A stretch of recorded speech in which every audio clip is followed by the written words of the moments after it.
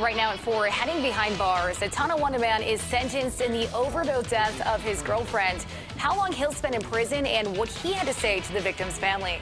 And it's been a pretty gloomy day across western New York, but rain-free so far. We've got more to talk about on the way for tomorrow. I'll let you know how much and any impacts getting into Easter weekend coming up in your 401 forecast.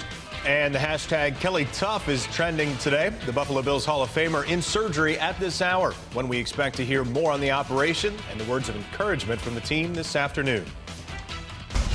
The station with the most local news. This is News 4 at 4. Good afternoon, everyone, and thanks for joining us. A Tonawanda man will spend up to 4 years behind bars after the drugs that he gave his girlfriend ended up killing her. This all happened back in 2016. 55-year-old John Hurley admitted to giving his girlfriend a crushed opioid pill, but lied and told her it was cocaine. She was highly intoxicated at the time. His girlfriend, 38-year-old Janice Pasternak, overdosed and died. A judge determined Hurley was responsible for her death and says giving her the drug was like shooting her in the head with a gun. Hurley got an indeterminate sentence of 1 1/3 to 4 years in prison. The Erie County District Attorney says this is the first opiate-related homicide conviction under his office. This message to anyone in Erie County who's a drug dealer or anyone in Erie County who provides drugs to individuals that have opioids and fentanyl and heroin in them, and they die of an overdose. If we can prove it, we are going to prosecute for homicide. John Hurley read a statement in court saying it was an accident he regrets that destroyed 2 lives. Hurley went on to say he thinks about Janice every day and hopes her family can one day forgive him. What makes it the hardest is that she's seen him as a father. We're hearing from the mother of a Jamestown toddler who was allegedly assaulted by the man who was watching her in her home. Officers arrested 28-year-old Joshua Berg yesterday. Berg is not the child's biological father, but her mother says Berg was planning on adopting her. Officials responded to the home on Clyde Avenue and found the child unresponsive. The girl was taken to a Shy Children's Hospital in Buffalo. Police say she had emergency surgery for a head injury. Berg faces several charges, including assault. Coming up on News 4 at 5:30, we'll hear more from the child's mother and the recovery efforts this afternoon. Bills Hall of Famer Jim Kelly is undergoing surgery to remove a tumor from his jaw this afternoon. The hospital in New York City where the surgery is being performed confirmed that he'll be in the OR until around 5 o'clock this evening.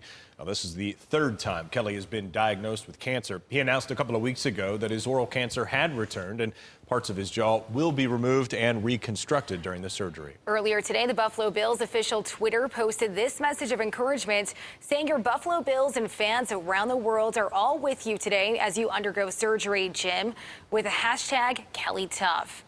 And another famous Bill, Thurman Thomas, posted this message on Twitter this morning to Jim, saying this man and this friendship mean everything to me. As always, I'm behind you all the way. I love you, brother. We will, of course, be following the latest surrounding the surgery and the recovery. News 4's Kelsey Anderson is covering the story on News 4 at 5 and 6 o'clock tonight. You can also get all of the updates on our website, WIVB.com. And turning now to your forewarned forecast. We were perhaps spoiled for a couple of days of dry weather and sunshine. Today, a very different story. Not very pretty out there, but looking at the forecast, we also might see these gray skies stick around for a little while. Yeah, it certainly feels like a gloomy day out there. Former meteorologist Andrew Baglini joins us now with a look at your forecast. Andrew, what can we expect? Well, this is why we told you to enjoy that Monday so much, because it was just a taste of it. And we've actually got more rain on the way for tomorrow. Today, it's just been all about the clouds. Good news, though, for the drive home. And if you've got any dinner plans tonight, you can leave the umbrellas at home. It looks a little bit dreary out, especially over Niagara Falls with all the mist, of course. But you take a look at the skyway. We've got dry roads here, cloudy skies, not much sunshine, maybe a few breaks south of the city as you take a look at the satellite. But pretty much a cloudy sky anywhere you look. The rain is staying well to our south at this point. That's back towards the Ohio Valley, but we've got more showers that are developing from the west, and they're going to be arriving here into western New York tomorrow. So tomorrow you want to have the rain gear with you. Here's how that looks in your hour-by-hour forecast. No problems in terms of rain tonight. Mostly cloudy skies, maybe an odd break here and there, but we could also see a little bit of patchy fog developing overnight once again. Now tomorrow morning you're going to wake up gloomy as well. We'll see some spotty showers developing during that morning drive. So still, yeah, you want those umbrellas, but the real rain will hold off until the afternoon. That's when we're expecting some soaking downpours at this point tomorrow. This is going to be the heaviest of the rain moving through late afternoon into the early evening. So pretty messy for tomorrow. Those showers will taper off Friday morning, maybe even ending as a few wet flakes in the hills. But again, the bulk of the rain from tomorrow evening through early Friday morning.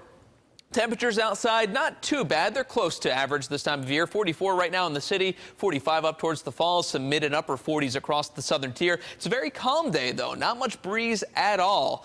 For this evening, we'll say cloudy, areas of fog. Relatively mild with temperatures staying above freezing in the upper 30s and low 40s. Now, coming up in your full forewarned forecast, we'll talk about how much rain to expect over the next couple of days. And we've also got some ups and downs to tell you about for Easter weekend. Andrew, thank you. And remember, you can get the latest forecast in the palm of your hand anytime. Just download our Forewarn Weather app. It has hourly forecasts you can customize to your neighborhood and our live Forewarn Doppler radar. It is free for your phone or your tablet. It looks like those big blue "I love New York" signs along state highways will soon be gone. A federal transportation spokesperson says the New York State DOT will start removing the signs next month. The signs got the Empire State in hot water with Washington. Federal officials said the original signs put up in 2013 were illegal because they contained too much information and could distract drivers. Millions of dollars were spent to post the signs. New York could have lost $14 million in federal highway funding if they stayed up. Students across New York can now apply for the Excelsior Scholarship Program for the 2018 to 2019 academic year.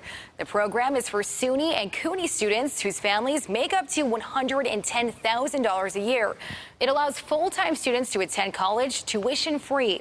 The governor's office says 53% of full-time SUNY and CUNY in-state students now receive free tuition. Hundreds of people attended a career fair in Niagara Falls today. They have their fingers crossed that they'll land new jobs. There are plenty of openings all across the county and basically a variety of different positions. News 4's Ali Ingersoll is looking at the jobs there.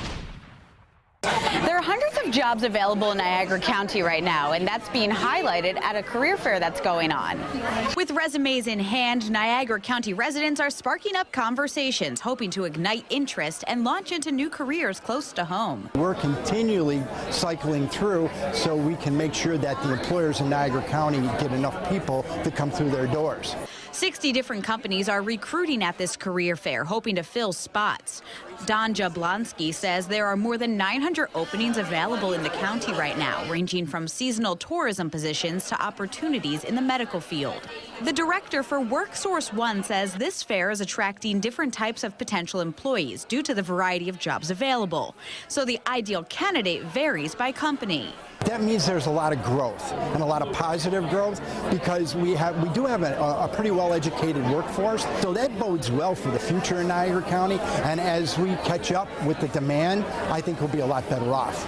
And Jablonski is hopeful that those coming to this career fair are passionate about jobs which will help build a stronger Niagara County. We're trying to keep Niagara Zone working here. Now, if you couldn't make it out to today's career fair, there's information on how to look for all of the available jobs on our website, WIVB.com.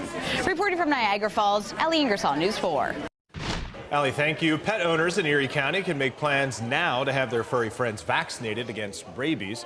The Erie County Health Department has announced 5 clinics that will take place at different locations throughout the county over the next several months. Last year, rabies vaccinations were down slightly from the year before for dogs and cats, but they were up for ferrets. Now, the first clinic happens Wednesday, May 23rd at the parking ramp of Buffalo's Broadway Market. Other clinics will be in Orchard Park, Williamsville, Springville, and Cheektowaga. All of these clinics are free. Next, News 4 bringing books to kids in crisis. A look at the program looking to bring resources to children involved in or are victims of crimes, where it's being launched today.